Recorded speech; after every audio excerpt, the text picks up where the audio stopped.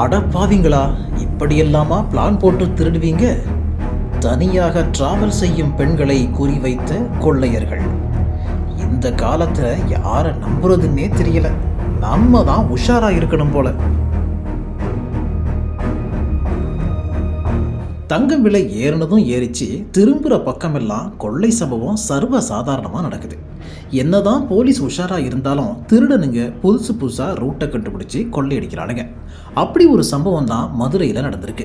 பொதுவாக ட்ரெயினில் போனால் என்றைக்குமே கூட்டம் தான். ரிசர்வேஷன் டக்கல்னு டிக்கெட் புக் பண்ணுறது பெரும்பாடு.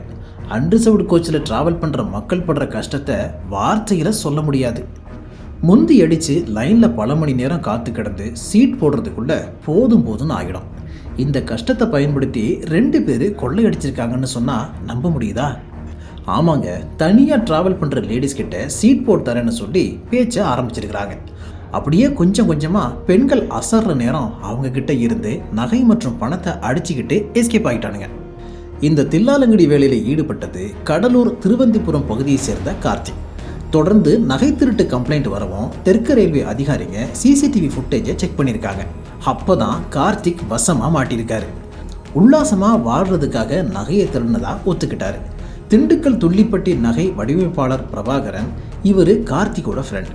கார்த்திக் பண்ண எல்லா கொள்ளை சம்பவத்திலையும் பிரபாகரன் உடந்தையாக இருந்தது உறுதியாயிருக்கு. 2 பேரையும் அரெஸ்ட் பண்ணி மதுரை மத்திய ஜெயிலில் போலீஸார் அடிச்சிட்டாங்க. தெரியாத நபர்கள் உதவிங்கிற பேரில் அப்ரோச் பண்ணால் உஷாராக இருந்துக்கோங்க மக்களே.